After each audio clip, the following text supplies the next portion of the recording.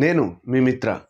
ప్రజలకు చెప్పి మరి మోసం చేసినటువంటి నిజాయితీ కలిగిన మోసగాడు రేవంత్ అని మాజీ మంత్రి కేటీఆర్ ఎద్దేవా చేశారు. కేసీఆర్ రైతు బంధు 10,000 ఇస్తే నేను 15,000 ఇస్తానని చెప్పాడు రేవంత్ రెడ్డి గారు. ఇప్పుడేమో 15,000 కాదు 12,000 ఇస్తామంటున్నారు. మరి ఆ 12,000కు కూడా దిక్కులేదు. మొన్ననేమో పాటకెత్తుకపోయినరు, తలుపులు ఎత్తుకపోయినరు, నిన్ననేమో స్టార్టర్ ఎత్తుకపోయినరు.